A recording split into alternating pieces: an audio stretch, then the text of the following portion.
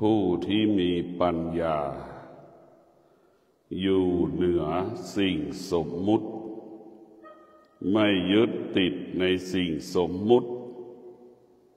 ผู้ที่มีปัญญาเข้าใจว่าสิ่งที่สมมุติมันไม่เที่ยงผู้ที่มีปัญญาจึงพิจารณาสิ่งที่กระทบทางตาก็เป็นสิ่งสมมุติ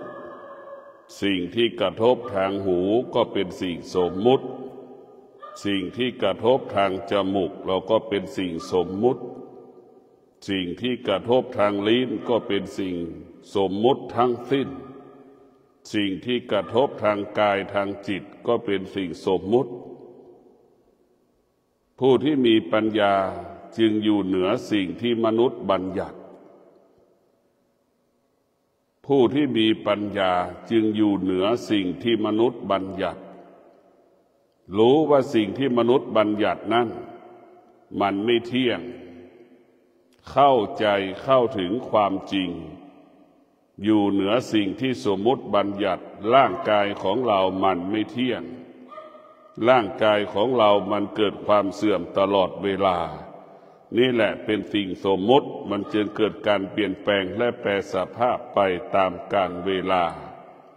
แม้กระทั่งผมของเราก็เป็นสิ่งสมมุติเส้นผมก็เป็นสิ่งสมมุติลูกตาก็เป็นสิ่งสมมุติหูของเราก็เป็นสิ่งสมมุติผืนหนังของเราก็เป็นสิ่งสมมุติสมมุติคือทั้งสิ้นผู้ที่ฝึกฝนจิตแล้วเกิดปัญญาจึงเข้าใจสิ่งที่สมมุติและจึงอยู่เหนือสิ่งที่สมมุติหัวใจผู้ที่มีปัญญาจึงเกิดคำว่าสงบรู้ตลอดกาลเวลาสงบรู้ด้วยสติและปัญญาสิ่งที่เป็นสมมุติผู้ที่มีปัญญาจึงสงบนิ่งแล้วก็รู้แล้วก็สงบนิ่งไม่ต้อนรับสิ่งที่เป็นสิ่งสมมุติสงบกับสิ่งที่สมมุติทั้งสิ้นดังพ่อแม่ครูบาอาจารย์หลวงปู่มั่นอยู่เหนือสิ่งสมมุติทั้งสิ้นเห็นพระธรรมเหนือกว่าสิ่งอื่นๆหลวงปู่มั่นท่านไม่เคยสร้างศาสนวัตถุใดๆทั้งสิ้นท่านจะเป็นผู้สร้างศาสนธรรมเอาธรรมเป็นใหญ่หลวงปู่มั่นเอาธรรมเป็นใหญ่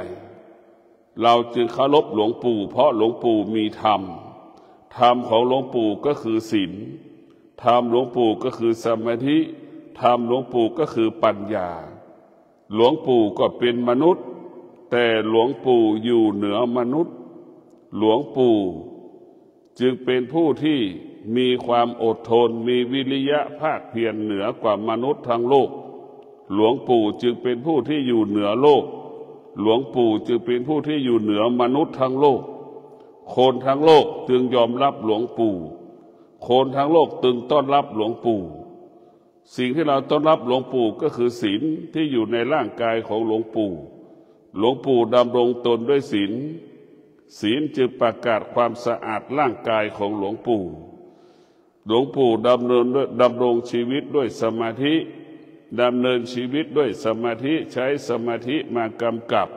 ในการดำเนินการปฏิบัติธรรมประพฤติธรรมสมาธิก็หมายถึงประกาศความหมดจดผ่องใสของจิตใจหลวงปู่หลวงปู่จึงเอาปัญญามาเป็นผู้ปรับปรุงเปลี่ยนแปลงแก้ไขให้อยู่เหนือศีลให้อยู่เหนือสมาธิให้อยู่เหนือศีลให้อยู่เหนือสมาธิให้อยู่เหนือปัญญาหลวงปู่ก็เป็นมนุษย์มีตาสองตาอย่างเรามีหูสองหูอย่างเรามีปากหนึ่งปากอย่างเรามีจมูกสองรูเหมือนเราทุกอย่างเหมือนเราแต่หลวงปู่แตกต่างจากเราเพราะหลวงปู่มีสติรู้มากกว่าเรา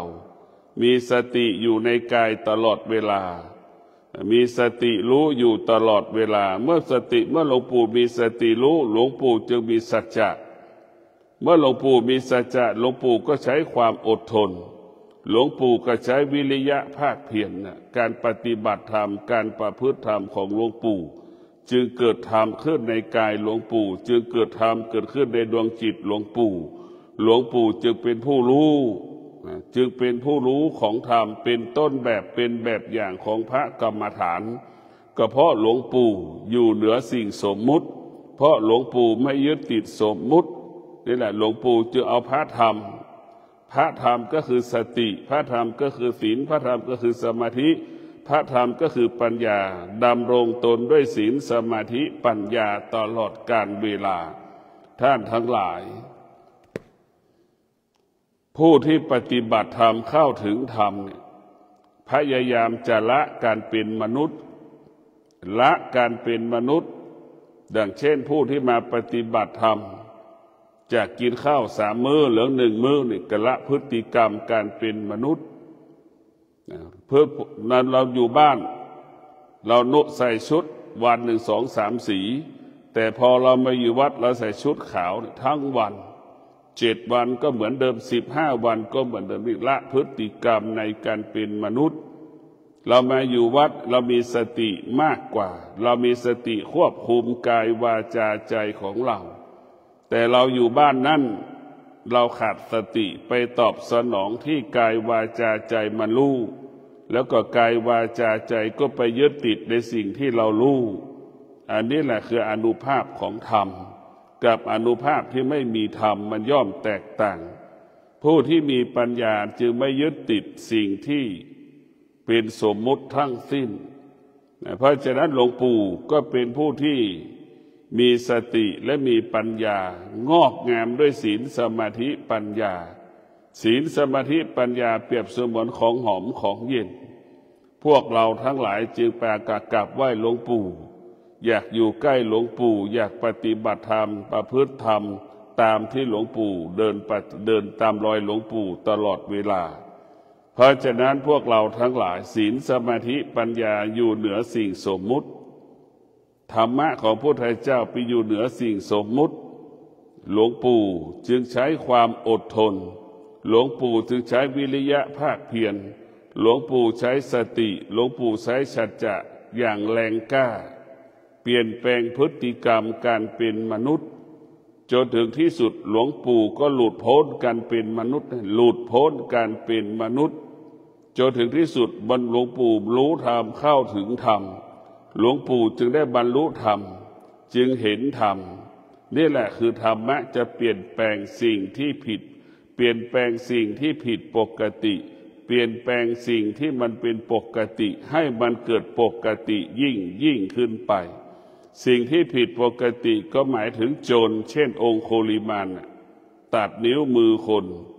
สุดท้ายนิ้วมือสุดท้ายหมายถึงจะตัดนิ้วมือพระพุทธเจ้าเห็นไหมพระพุทธเจ้าเทศนาธรรมให้องโคลิมานท้ายสุดองโคลิมานบรรลุธรรมเห็นธรรมเนี่ยธรรมะเปลี่ยนแปลงสิ่งที่ผิดปกติจนองโคลิมานมาเป็นพระอรหันต์ธรรมะเปลี่ยนแปลงสิ่งที่มันเป็นปกติให้มันเกิดปกติหลวงปู่มั่นเห็นไหมเป็นมนุษย์ดังมนุษย์ทั่วโลกแต่ทำไมคนทั้งโลกระลึกถึงหลวงปู่มั่นทำไมหลวงปู่มั่นอยู่ในใจคนของตลอดเวลาเพราะหลวงปู่มั่นมีธรรมธรรมคือของหอมธรรมคือของเย็นปกติมนุษย์ก็ต้องการ2 สิ่งนี้แหละของหอมของเย็นมนุษย์ทุกคนต้องการความสงบนี่แหละกายวาจาใจของหลวงปู่มั่นนั้นมีความสงบนิ่งเหมือนภูเขาและหินก้อนหินฝนจะตกแดดจะออกจะหิวไม่หิวก็อยู่เหนือความหิวไหมอยู่เหนือทุกสิ่งทุกอย่างอยู่เหนืออารมณ์อยู่เหนือความรู้สึกของตนเองอยู่เหนือความรู้สึกของตนเองอยู่เหนือความรู้สึกของบุคคลอื่นเพราะฉะนั้นหลวงปู่มั่นจึงเป็นผู้ที่เข้าถึงธรรมจึงได้บรรลุธรรมธรรมทั้งหลายจึงเป็นต้นแบบเป็นแบบอย่างของพระวิปัสสนากรรมฐานเพราะฉะนั้นหลวงปู่มั่นก็เปรียบเสมือนพระพุทธเจ้าของคนไทยของพระสงฆ์ไทยจึงเอาคำสอนหลวงปู่มั่นแนวคิดแนวข้อปฏิบัติมาปฏิบัติสืบเนื่องต่อเนื่องมาจนถึงทุกวันนี้ก็เพราะธรรมนี่แหละจึงทำให้เกิดคำว่ากายสงบจิตสงบวาจาสงบกายวาจาใจสงบได้ธรรมสงบด้วยธรรมธรรมนี้ไม่มีอยู่เหนือสิ่งสมมุติคนที่ไม่ได้ฝึกจิตก็อยู่ภายใต้อำนาจของสิ่งสมมุติ ติดในสิ่งสมมุติทั้งสิ้นออกไม่ได้จากสิ่งสมมุติพ่อแม่ก็เป็นสิ่งสมมุติลูกก็เป็นสิ่งสมมุติสามีภรรยาก็เป็นสิ่งสมมุติเราออกไม่ได้สิ่งเหล่านี้เป็นสิ่งสมมุติทั้งสิ้นส่วนมากคนส่วนมากก็ไปติดในสิ่งสมมุติว่าเป็นลูกอย่างเงี้ยบางแม่ก็ไปติดในสิ่งสมมุติลูกก็กลายเป็นกาวแม่ก็กลายเป็นหนูติดกาวเพราะแม่ไปยึดติดในลูกจึงทำให้เกิดคำว่าความทุกข์ทั้งสิ้นทุกข์เพราะเราเข้าไปยึดติดนั่นแหละถ้าเราเข้าไปยึดติดมันเป็นทุกข์ทั้งสิ้นตาไปยึดติดในรูปก็เป็นทุกข์หูไปยึดติดในเสียงก็เป็นทุกข์จมูกไปยึดติดในกลิ่นก็เป็นทุกข์ทั้งสิ้นลิ้นไปยึดติดในรสกายไปยึดติดในสิ่งต่างๆจิตไปยึดติดต่างๆไปยึดติดมันเป็นทุกข์ทั้งสิ้นทั้งปวงเพราะฉะนั้นพวกเราทั้งหลายเราจะไม่หลงสิ่งสมมุติเราจะต้องหลงธรรมเราจะต้องเอาพระธรรมมาเป็นหลักดังคำว่าตนแลเป็นที่พึ่งแห่งตนเนี่ยเราจะต้องเอาสิ่งนี้มากำกับชีวิตของเราธรรมของพระพุทธเจ้าจะให้ความยุติธรรมแก่เราเมื่อเรามีธรรมะเราก็จะมีความยุติธรรมให้กับตนเองหากเราไม่มีธรรมะเราก็ไม่ยุติธรรมแก่ตนเอง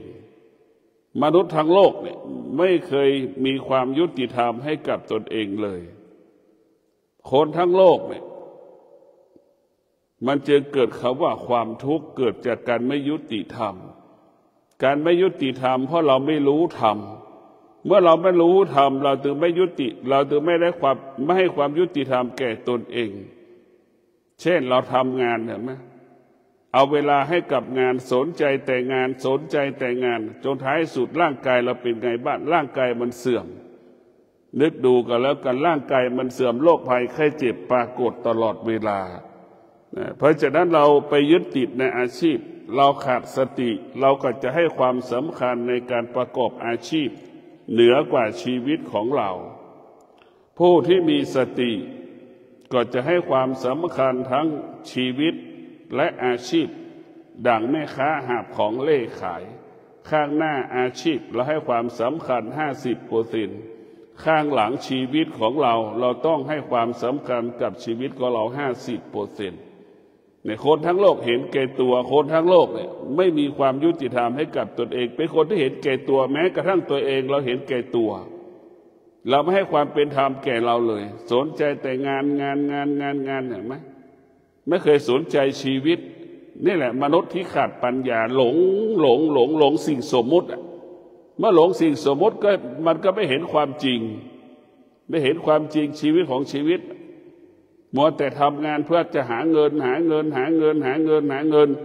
จนถึงที่สุดเบาหวานเกิดขึ้นความดันเกิดขึ้นสารพัดโรคตับไตเกิดขึ้นสร้างภาระสร้างปัญหาให้กับตนเองสร้างภาระปัญหาให้กับครอบครัวเห็นไหมนั่นแหละคือเราไม่มีธรรมในเราคนที่ขาดสติก็คือเป็นคนที่ไม่มีความยุติธรรมสนใจแต่สิ่งภายนอกสนใจแต่สิ่งภายนอกไม่ได้สนใจสิ่งที่อยู่ในกายไม่เคยสนใจอยู่ในกายของเราไม่เคยสนใจร่างกายของเราเลยเพราะฉะนั้นพวกเราทั้งหลายร่างกายของเราเนี่ยต้องให้ความสำคัญเราต้องดูแลมันกายกับจิตทุกวันนี้เราไม่เคยใช้กายไม่เคยดูแลกายกับจิตไม่เคยให้ความสำคัญกายกับจิตทุกวันกายของเราจิตของเรามันเป็นธาตุของกิเลสมันใช้กายของเรากิเลสมันใช้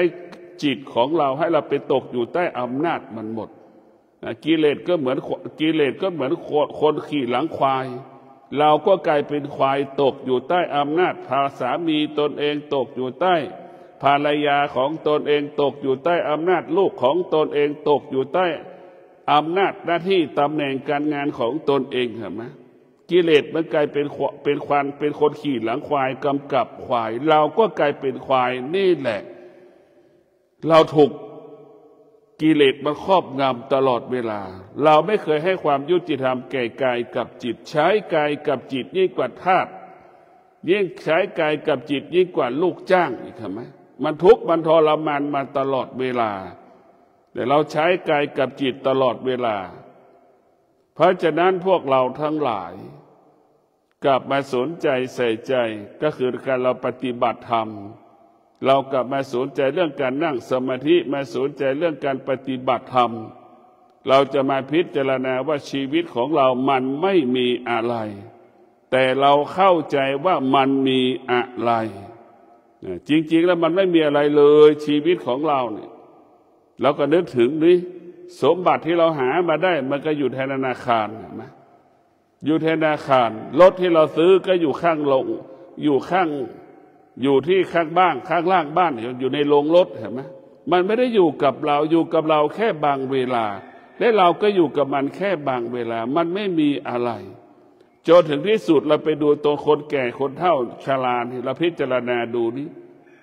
แม้กระทั่งร่างกายตัวเองจะขยับตัวยังขยับไม่ได้แม้กระทั่งมือที่มีอยู่เห็นไหม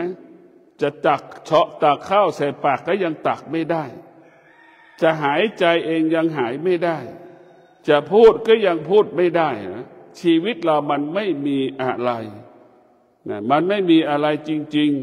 ๆแต่เราเข้าใจว่ามันมีอะไรเราสาให้ความสำคัญว่ามันมีอะไรไอ้ตัวคำว่ามีนั่นแหละอะไรนั่นแหละคือกิเลสเราก็ไปยึดหลงกิเลสแม่ก็เป็นตัวกิเลสที่ใหญ่โตที่สุดพ่อก็เป็นตัวกิเลสที่ใหญ่โตที่สุดลูกก็เป็นตัวกิเลสที่ใหญ่โตที่สุดหลานก็เป็นตัวกิเลสที่ใหญ่โตที่สุดกิเลสมันก็หลอกกิเลสเห็นไหมแม่ก็ไปหลงลูกลูกก็ไปหลงแม่ปู่ย่าตายายก็หลงลูกหลงหลานปู่ลูกหลานก็ไปหลงปู่ย่าตายายนั่นแหละกิเลสมันจึงหลอกกิเลสวันไหนลูกหลานไม่ไปมาหาสู่จิตใจปู่ย่าตายายก็ออกอาการวันไหนลูกไม่มานอนบ้านพ่อแม่ก็ทุกข์ทรมานลำบากอ่ะมันกิเลสมันก็หลอกกิเลสนี่แหละซึ่งทำให้เราไม่มีธรรมเราก็ไม่มีโอกาสให้ความยุติธรรมแก่ชีวิตของเราธรรมะก็คือสติเมื่อเรามีสติเราจะให้ความเป็นธรรมรู้สึกตัวเมื่อเรารู้สึกตัวเราจะให้ความเป็นธรรมให้ความเป็นธรรมแก่ตนเองตลอดเวลาเมื่อเราให้ความเป็นธรรมสุขภาพดีอายุยืนทุกวันนี้เราให้ความสำคัญสิ่งที่เป็นภายนอกกายให้ความสำคัญสิ่งที่อยู่นอกกายอะไรที่เป็นสิ่งนอกกายมันเบียดเบียนทั้งสิ้นมันเบียดเบียนชีวิตของเราอะไรที่อยู่ในกายเนี่ยธรรมะอยู่ในกายเห็นไหมธรรมะจะเป็นผู้รักษาชีวิตของเราสร้างสรรค์ชีวิตของเราดังคำว่าดวงจิตที่งอกงามด้วยศีลสมาธิปัญญาดวงจิตนั้นจะงดงามดวงจิตนี้จะงดงามเหมือนดอกไม้ที่กำลังได้รับแสงพระอาทิตย์ได้รับน้ำฝนดอกไม้ในฤดูหนาวอย่างนี้มันจะเกิดความงดงามเช่นนั้นเพราะเราทั้งหลายต้องมาฝึกจิตละพฤติกรรมการเป็นมนุษย์ถึงแม้เราไม่มาอยู่วัดเราก็ต้องละพฤติกรรมการเป็นมนุษย์โดยใช้สติวันนี้เราจะกินข้าว2 มื้อเริ่มแค่นี้ก็พอแล้ววันนี้เราจะกินข้าว2 มื้องดมื้อเช้าอย่างเงี้ยเราจะไปกินมื้อไหนก็ได้ไปกินมื้อเที่ยงมื้อเย็นก็ยังดีเรางดข้าวมื้อเที่ยงอย่างเงี้ยเราไปกินข้าวมื้อเย็นอย่างนี้เราต้องเปลี่ยนแปลงพฤติกรรมในการเป็นมนุษย์เราจะตื่นแต่เช้าทุกครั้งเราตื่นสาย7 โมงอย่างนี้เราจะต้องตื่นตี 5หรือตี 4 ครึ่งมาสวดมนต์มาไหว้พระคือเรียกว่าเราละพฤติกรรมการเป็นมนุษย์เมื่อเราละพฤติกรรมการเป็นมนุษย์ได้เราก็มีโอกาสเห็นธรรมที่พระพุทธเจ้าได้ตรัสรู้เราจะเห็นธรรมเราจะรู้ธรรมที่พระพุทธเจ้าพูดทุกวันมาเป็น 2-3 พันปีจนถึงที่สุดเราก็ได้บรรลุธรรมเข้าถึงธรรมเกิดขึ้นในกายในจิตกายจิตเราก็เกิดคำว่าสงบเมื่อความสงบจึงเกิดเป็นบ่อเกิดแห่งความสุขของความสงบกับความสุขของวัตถุสิ่งของย่อมแตกต่างกันเพราะฉะนั้นพวกเราทั้งหลายเราจะต้องหยุดความคิดเพราะความคิดทำให้เราไปยึดติดในสิ่งสมมุติความคิดเป็นเรื่องสิ่งสมมุติทั้งสิ้นถ้าสมาธิเป็นสิ่งที่อยู่เหนือสมมุติเช่นสติสมาธิมันจะไม่ยึดติดสิ่งสมมุติ เช่นตาเห็นรูปมันก็สักแต่รู้สักแต่เห็นหูได้ยินเสียงสติมันก็จะบอกให้เรารู้สักแต่รู้สักแต่ได้ยินสักแต่รู้สักแต่ได้ยินเสียงเท่านั้นเนี่ยมีสติกับสมาธิมันจะไม่ยึดติดในเสียงที่กระทบกับหูเราจะไม่ยึดติดในจมูกที่สัมผัสกับกลิ่นสติสมาธิมันจะไม่ยึดติดมันไม่ยึดติดมันก็เป็นอิสระเมื่อเป็นอิสระมันก็มีทุกข์เห็นไหมมันก็มีแค่เรื่องง่ายๆก็ไม่ใช่เรื่องง่ายแต่เราต้องพิจารณาบ่อยๆการปฏิบัติธรรมการประพฤติธรรมนี่มันต้องปฏิบัติซ้ำแล้วเราก็พิจารณาค่อยๆแยกแยะอารมณ์ทางตาอารมณ์ทางหูอารมณ์ทางจมูกอารมณ์ทางลิ้นอารมณ์ทางกายอารมณ์ทางจิตของเราก็พยายามกำจัดอารมณ์ของเรากำจัดอารมณ์ของเราอารมณ์ที่มันเป็นความโลภความโกรธความหลงอารมณ์ที่เป็นความคิดเองเองเหมือนศิลปินนั่นแหละเหมือนศิลปินเนี่ยเอาผู้กันมาจุ่มสี7 สีแล้วก็วาดภาพมาคิดเองเองศิลปินจะรู้ได้เฉพาะตนเองเท่านั้นบุคคลอื่นๆไม่สามารถรู้ได้ว่ารูปภาพนั้นหมายถึงอะไรคนที่รู้100%ก็คือศิลปินที่วาดรูปเท่านั้นนี่แหละคนส่วนมากก็คิดเองเองเห็นไหมคิดเองเองทุกข์ใจเองเศร้าโศกเสียใจเองคนอื่นๆเขาไม่ได้มาทุกข์กับเราเมียเราก็ไม่มาทุกข์กับสามีนี่ไม่มาทุกข์กับเราเป็นสามีทุกข์เห็นไหมภรรยาก็ไม่ได้มาทุกข์กับเราเห็นไหมมันก็เป็นแบบนี้สามีภรรยาลูกก็เป็นเช่นเดียวกันมันไม่มีใครทุกข์มาพร้อมกับเราทุกคนเกิดมาต้องปฏิบัติธรรมประพฤติธรรมเท่านั้นจึงจะรู้ความจริงเห็นความจริงบุคคลส่วนมากก็ไปยึดติดในสิ่งสมมุติอะไรที่เป็นสิ่งสมมุติมันเป็นบ่อเกิดแห่งกิเลสทั้งสิ้นสิ่งสมมุติมันเป็นกาวทุกคนที่ไปติดสมมติก็เหมือนหนูติดกาวมันอยู่อย่างเงี้ยวกไปวนมาไม่จบไม่สิ้นคนไปติดในสิ่งสมมติทั้งหมดสิ่งสมมติไม่ใช่ความจริงเราก็ไปติดในความไม่เป็นจริงชีวิตเราจึงวุ่นวายตลอดเวลาเพราะเราอยู่กับความไม่เป็นจริงเราไปยึดติดในสิ่งสมมติเพราะสิ่งสมมตินี่แหละจึงทำให้เรานั้นเป็นทุกข์ทรมานลำบากทุกวันนี้ตื่นเช้ามาก็ยังหาข้าวปลาอาหารให้ลูกกินอยู่ลูกอายุ30ใช่ไหมก็ยังอาศัยแม่อย่างนี้มันเป็นลูกก็เป็นลูกไม่มีธรรมะก็จะให้แม่ทำอาหารให้ลูกกินทุกวันใช่ไหมลูกที่ไม่มีธรรมะเพราะอย่างนี้แหละมันไม่มีความเป็นธรรมเบียดเบียนลูกที่ไม่มีธรรมะก็เบียดเบียนพ่อแม่ใช่ไหมพ่อแม่ตื่นตั้งแต่เช้าลูกยังไม่ตื่นนี่แหละคือเป็นเวรกรรมของลูกเป็นเวรกรรมของแม่เป็นเช่นไรอนาคตของลูกถ้าเมื่อไปแต่งงานเป็นแม่ของคนก็เป็นดังเช่นแม่พ่อเป็นเช่นไรพอเราเป็นพ่อของคนเราก็เป็นดังพ่อทุกประการเห็นไหมพ่อเป็นผู้รับผิดชอบค่าใช้จ่ายเห็นไหมคนผู้ชายพอเติบโตแล้วก็ต้องรับผิดชอบค่าใช้จ่ายมันเหมือนกันหมดนะอันเดียวกันหมดเลยเพราะฉะนั้นพวกเราต้องมีสติธรรมะนี่บอกให้เรามีสติเห็นความทุกข์ของแม่ลูก30แม่อายุจะ60แล้วลูกจะต้องไปช่วยเหลือพ่อแม่ต้องทำอาหารให้พ่อแม่ได้กินจะมาบอกว่าแม่ยังไม่แก่คำนี้เป็นลูกที่ขาดสติเป็นลูกที่ประมาทบอกว่าแม่ไม่แก่เขาว่าแก่นี่มันไม่เจ็บว่าต้องเกิดความตายแล้วต้องเกิดความเจ็บความป่วยเจ็บป่วยไม่จะเป็นต้องแก่เกิดมามันก็ป่วยเห็นไหมนี่แหละเราไปคิดว่าแม่ยังไม่แก่เลยเป็นความคิดที่เราคิดเข้าใจว่าความแก่ความตายก็เกิดจากความแก่เจ็บป่วยต้องเกิดจากความแก่มันไม่ใช่เลยเพราะฉะนั้นพวกเราทั้งหลายต้องมีสติรู้เท่าทันเช่นอายุ30แล้วนี่เราจะต้องหุงข้าวปลาอาหารให้พ่อแม่กินไม่ใช่พ่อแม่จะมาต้องหุงข้าวปลาอาหารให้ลูกอายุ30กินมันไม่ถูกท้ายสุดแม่ก็กลายเป็นลูกจ้างของลูกเห็นไหมเป็นลูกจ้างของลูกท้ายสุดลูกกลายเป็นนายจ้างของแม่มันยุติธรรมไหมพวกเราทั้งหลายนี่แหละเรามีขาดสติเราไม่ได้ระเบียบเมื่อหัวใจเราไม่มีธรรมะเราจะไม่เห็นความจริง เราไม่เห็นความจริงเหมือนลูกจำนวนมากไม่เห็นความจริงของพ่อแม่ตื่นแต่เช้าอายุ30จะให้พ่อแม่ทำอาหารให้กินบางครั้งลูกมีสามีแล้วมีภรรยาแล้วแต่งงานแล้วก็ยังไม่รู้จักมีสติยังไม่รู้จักอีกก็ยังสร้างภาระให้พ่อแม่ได้ทำอาหารให้ตัวเองตื่นแล้วก็กินอาหารที่พ่อแม่ทำให้กินอีกเห็นไหมนี่แหละลูกที่ไม่มีธรรมะก็คือลูกที่ขาดสติจึงสร้างภาระสร้างปัญหาให้กับพ่อแม่ตนเองไม่มีวันจบสิ้นเราต้องมีสติจะพิจารณาชีวิตของเราต้องอยู่ด้วยธรรมเท่านั้นจะเป็นเราได้ธรรมเท่านั้นจะเป็นที่พึ่งของเราได้เราไม่พึ่งสิ่งอื่นไม่ได้ดังลูกจำนวนมาก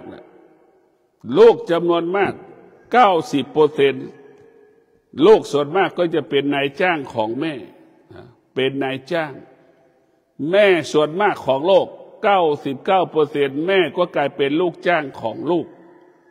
ทำทุกอย่างเห็นไหมลูกรักแม่รักแต่ปากเสียสละความรักไม่ได้ถ้าลูกคนไหนมีธรรมะนะจะเสียสละให้กับแม่ต้องตื่นก่อนแม่ลูกที่มีธรรมะลูกคนนั้นจะเป็นลูกจ้างของแม่ลูกคนไหนไม่มีธรรมะจะเป็นนายจ้างของแม่ลูกที่มีธรรมะจะเป็นลูกจ้างหมายความว่าต้องตื่นก่อนแม่ตื่นจะทำทุกอย่างเหมือนลูกจ้างชีวิตลูกที่เป็นลูกจ้างนี่ก็เป็นสภาพดังลูกจ้างทุกๆประการตื่นก่อนนายจ้างลูกจะยกฐานะให้แม่เป็นนายจ้างเห็นไหมลูกกลายเป็นลูกจ้างถ้าแม่คนไหนได้ลูกเป็นลูกจ้างแม่มีความสุขที่สุดในโลกแม่จะเจ็บแม่จะป่วยแม่ก็มีความสุขรู้ว่าลูกทำได้ทุกอย่างไม่ต้องห่วงหาอาวรณ์ว่าทำอะไรไม่ได้แม่จะไปต่างจังหวัดกี่คืนกี่วันแม่ก็มีความสุขแม่ไม่ต้องกังวลในลูกเพราะว่าแม่รู้ว่าลูกนั้นมีความสามารถรักษาผลดูแลบ้านเรือนได้ทำมาหากินตัวเองได้ทำอาหารให้ตัวเองได้อันนี้แหละคือลูกที่มีธรรมะตรงกันข้ามลูกที่เป็นนายจ้างของแม่เนี่ยทำอะไรไม่เป็นสักอย่างลูกที่เป็นลูกส่วนมากคือเป็นนายจ้างคือไม่ต้องทำงานอะไรให้แม่ไปอาศัยกินกับแม่เห็นไหมลูกที่ทำตัวเป็นนายจ้างเนี่ยสร้างบาปกรรมให้กับแม่ตนเองลูกที่เป็นนายจ้างเนี่ยให้แม่ไปกลายเป็นลูกจ้างของลูกเห็นไหมแม่ส่วนมากก็เป็นลูกจ้างของลูกมาทำทุกอย่างให้กับลูกตนเองจะลุกก็กลัวลูกตื่นจะเดินก็กลัวลูกตื่นโดนเสียงดังไม่ค่อยๆเดินเห็นไหมอันนี้แหละคือพวกเราทั้งหลายการไม่มีธรรมเนี่ยมันก็ไม่เห็นธรรมมันไม่ยุติธรรมความไม่ยุติธรรมก็เกิดขึ้นแม่ส่วนมากลูกที่มีธรรมะก็จะเป็นลูกจ้างลูกที่ไม่มีธรรมะก็จะเป็นนายจ้างให้แม่เป็นลูกจ้างมันมายุติธรรมไหมแม่เป็นลูกจ้างของลูกทำทุกอย่างให้ลูกแม้กระทั่งผ้าเสื้อผ้าอาภรณ์ชั้นนอกชั้นในบางครั้งแม่ก็ทำให้ลูกบางคนให้แม่ทำให้อยู่เนี่ยก็มีอยู่จำนวนมากแม่กลายเป็นลูกจ้างของลูกสร้างกรรมให้พ่อให้แม่แม่กลายเป็นลูกจ้างลูกกลายเป็นนายจ้างเห็นไหมนี่แหละคือคนที่ไม่มีธรรมก็จะเห็นความไม่เป็นจริงคนที่มีธรรมก็จะเห็นความเป็นจริงว่าแม่ของเรานี่แหละคือพระพุทธเจ้าเราจะบอกอย่างนี้แม่ของเรานี่แหละคือพระอรหันต์แม่ของเรานี่แหละเป็นสิ่งที่เราต้องกราบไหว้เทิดทูนบูชาบุคคลอื่นๆสิ่งอื่นๆเราไม่ควรกราบไหว้เทิดทูนบูชาเราต้องกราบไหว้บูชาพ่อและแม่เนี่ยคนที่มีธรรมะคนที่มีธรรมะมันจะต้องฟังพ่อฟังแม่เคารพพ่อเคารพแม่ยามที่พ่อแม่อบรมสั่งสอนไอ้ลูกที่ไม่มีธรรมะไม่ฟังพ่อไม่ฟังแม่ไปฟังบุคคลอื่นๆเชื่อบุคคลอื่นๆเคารพบุคคลอื่นๆเห็นไหมลูกที่ไม่มีธรรมะก็จะหลงทางหลงผิดไม่เห็นความจริงพระพุทธเจ้าจึงบอกว่าบูชาบุคคลที่ควรบูชา1 ใน 6มีพ่อมีแม่เราจะต้องบูชาพ่อแม่เป็นผู้ให้กำเนิดชีวิตของเราพ่อแม่เป็นพ่อแม่เปรียบเสมือนพระพุทธเจ้าพ่อแม่ก็เปรียบเสมือนพระอรหันต์เราจะต้องปฏิบัติตนประพฤติตนดังกับพ่อกับแม่ตัวเองถ้าเราจะประพฤติธรรมนะ เราต้องปฏิบัติตนประพฤติตนกับพ่อกับแม่ถ้าเราไม่ได้ปฏิบัติตนกับพ่อกับแม่แล้วมาปฏิบัติธรรมยากที่เราจะได้บรรลุธรรมเห็นธรรมถ้าเราเห็นถ้าเราไปแล้วเราเห็นธรรมเราก็จะเห็นพ่อแม่เราจะต้องปฏิบัติตนพ่อแม่นั่นคือธรรมะเราต้องปฏิบัติตามที่แม่อบรมสั่งสอนนั่นแหละคือธรรมะลูกที่เห็นธรรมเนี่ยมัวแต่มาปฏิบัติธรรมมาปฏิบัติธรรมแต่ไม่เห็นธรรมเห็นไหมธรรมก็คือแม่เราไม่เคยเห็นธรรมเลยธรรมที่มาปฏิบัติเป็นเรื่องประเพณีและวัฒนธรรมธรรมจริงๆคือพ่อกับแม่สิ่งที่เราควรกราบไหว้บูชาคือพ่อกับแม่ยังไม่ใช่พระพุทธเจ้ายังไม่ใช่บุคคลอื่นๆไม่ใช่เทวดา1 ใน 6พระพุทธเจ้าก็สอนว่าเราเกิดมาชาตินี้ต้องกราบไหว้บูชาคือแม่กับพ่อเราไม่ไหว้พระพุทธเจ้าไม่เป็นบาปแต่เราไม่ทำแต่ไม่ไหว้พ่อแม่เป็นบาปเราไม่เคารพพระพุทธเจ้าไม่เป็นบาปแต่เราไม่เคารพพ่อแม่เป็นบาปเห็นไหมพระพุทธเจ้าก็บอกแล้วบูชาบุคคลที่ควรบูชา1 ใน 6เราก็เลือกเอาคือเอาพ่อเอาแม่เราจะเอาทั้ง6ก็ได้เพราะพ่อแม่ไปให้กำเนิดชีวิตของเราเห็นไหมพ่อแม่ให้กำเนิดชีวิตของเรากลับไปเชื่อสิ่งอื่นกับบุคคลอื่นๆเนี่ยเรามีพอแต่งงานแล้วก็ไปเชื่อสามีตัวเองแม่ก็เชื่อพ่อแม่ตนเองเห็นไหมพอแต่งงานแล้วไปเชื่อภรรยาตนเองแม่ก็เชื่อพ่อแม่ตนเองพ่อแม่พูดอะไรมาไม่ค่อยสนใจไม่ให้ความสำคัญคุยกับพ่อแม่ทั้งวันพอสามีภรรยามาคุยไม่กี่นาทีนี่ก็ไปทั้งสามีภรรยาไปเข้าข้างสามีภรรยาของตนเองหมดพ่อแม่ก็ร้องไห้เสียใจกับพ่อตรงนี้ลูกที่ไม่มีธรรมะก็คือเป็นลูกเทศจะฆ่าทำลายพ่อแม่ตลอดเวลาลูกที่มีธรรมะเป็นผู้ที่ปกป้องชีวิตพ่อแม่ลูกที่ไม่มีธรรมะเป็นเพชฌฆาตเบียดเบียนพ่อแม่ทำลายพ่อแม่เหมือนโจรไปปล้นไปจี้พ่อแม่ลูกที่มีธรรมะเนี่ยมันจะส่งเสริมพ่อแม่หาเงินหาทองให้พ่อแม่ตนเองไม่สร้างภาระไม่สร้างปัญหาให้พ่อแม่ทำเองให้ตนเองลูกที่ไม่มีธรรมะเป็นโจรไปปล้นเงินพ่อปล้นเงินแม่ก็คือไปบังคับขอเงินพ่อเงินแม่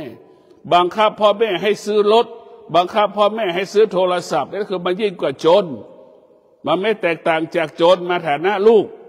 ไปปล้นพ่อปล้นแม่บังคับพ่อแม่ที่ดินไปจำนองจำนำอันนี้ก็เป็นลูกในลูกที่ไม่มีธรรมะจะเป็นอย่างนี้พ่อแม่หัวใจแทบวายไม่มีพ่อแม่คนไหนที่เห็นลูกเอาที่ดินไปจำนองจำนำได้มีความสุขไม่มีในโลกพ่อแม่ทุกคนรู้ว่าลูกจะเอาที่ดินไปจำนองจำนำกินไม่ได้นอนไม่หลับเห็นไหมลูกเนี่ยยิ่งบางครั้งยิ่งกว่าโจรยิ่งกว่าแก๊งคอร์เซ็นเตอร์ยิ่งกว่า18 มงกุฎลูกที่ไม่มีธรรมะเหมือน18 มงกุฎหลอกพ่อแม่ตลอดเวลาลูกที่ไม่มีธรรมะหลงเมียก็ไปหลงเมียอีก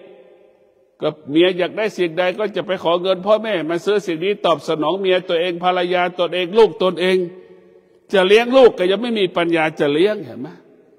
ต้องไปอาศัยพ่อแม่อีกจะเลี้ยงเมียตัวเองผัวตัวเองก็ยังไม่พร้อมอีกไปอาศัยเงินพ่อแม่มาเลี้ยงลูกเลี้ยงผัวตัวเองอีกมันนี่แหละคือลูกที่ไม่มีธรรมะไม่รู้จักตัวเองไม่เห็นความจริงเมื่อเราพึ่งพาตัวเองไม่ได้เราก็ไม่ควรมีครอบครัวอย่างเงี้ยเราต้องคิดแบบนี้เราพึ่งพาตัวเองยังไม่ได้เราไม่จำเป็นต้องมีลูกอย่างนี้เราต้องคิดลูกที่มีธรรมะเป็นลูกที่เข้าถึงความจริงรู้ความจริงเนี่ยแล้วอยู่กับความเป็นจริงได้ความเป็นจริงเท่านั้นที่ทำให้ชีวิตเราอยู่รอดทุกวันนี้ความจริงเท่านั้นทำให้ชีวิตเราอยู่เย็นเป็นสุขความจริงเท่านั้นทำให้ชีวิตเรางอกงามแต่ขอให้พวกเราได้พิจารณาว่าไม่มีเราจะเป็นโจรโลกส่วนมากก็มีอยู่นะโลกส่วนมากเป็นโจรปล้นพ่อปล้นแม่บังคับให้พ่อแม่เอาเงินให้ขอเงินพ่อแม่บังคับพ่อแม่แบ่งสมบัติน่ากลัวที่สุดโจรในคาบลูก18 มงกุฎในคาบของลูกหลอกพ่อหลอกแม่สารพัดหลอกพ่อแม่แบ่งมรดกสมบัตินี่แหละคือสิ่งที่น่ากลัวที่สุดหลอกพ่อหลอกแม่พ่อแม่ไม่รู้ก็เซ็นให้ไปเนี่ยมันก็ไปกันหมดแหละมีเวรมีกรรมลูกอีกคนหนึ่งลูกที่ดูแลพ่อแม่ก็ไม่ได้ดีไม่ได้สมบัติ ตอนที่ลูกเจ็บพ่อแม่เจ็บป่วยลูกคนที่รอลูกที่ดูแลพ่อแม่ก็ดูแลพ่อแม่เสียสละให้พ่อแม่พอพ่อแม่ตายไปแล้วลูกที่ดูแลพ่อแม่ก็ไม่ได้สมบัติจากพ่อจากแม่อีกพ่อแม่ก็แอบเอาสมบัติให้กับลูกที่ไม่ได้ดูแลพ่อแม่นี่คือเวรกรรมแม่ไม่มีธรรมะแม่ก็ไม่มีเป็นธรรมแม่ก็ไม่เห็นความจริงของลูกแม่ก็เห็นความไม่เป็นจริงของลูกมันก็มีจำนวนมากลูกที่มีธรรมะก็จะให้ความเป็นธรรมกับพ่อกับแม่แม่ที่มีพ่อแม่มีธรรมะก็ให้ความเป็นธรรมกับลูกแต่ยังมีแม่อีกส่วนหนึ่งที่ไม่มีธรรมะไม่มีความเป็นธรรมให้กับลูกตนเองโดยเฉพาะลูกผู้หญิงดูแลอย่างดีเจ็บป่วยกับลูกคนนี้แหละเสียสละทุกอย่างเงินทองที่หามาได้ก็มาทุ่มเทให้แม่หมดพอแม่ตายหรือระหว่างที่เจ็บที่ป่วยแม่แอบแบ่งสมบัติให้กับลูกคนที่ไม่ได้ดูแลเห็นไหมนี่แหละคือแม่ไม่มีธรรมะก็เบียดเบียนทำลายจิตใจลูกตนเองนะขอให้พวกเราทั้งหลายมีสติมีธรรมะเมื่อเรามีธรรมะจะให้ความเป็นธรรมแก่ตนเองและบุคคลอื่นแม่มีธรรมะแม่ก็ให้ความเป็นธรรมแก่ลูกตนเองลูกมีธรรมะลูกก็ให้ความเป็นธรรมแก่พ่อแม่ตนเองก็ขอความสุขสวัสดีจงเกิดแก่ท่านทั้งหลายขอให้ท่านทั้งหลายมีสติรู้ไม่ยึดติดในสิ่งสมมุติมีสติรู้จะอยู่เหนือสิ่งสมมุติกายวาจาใจเราสงบตลอดกาลขอเจริญพร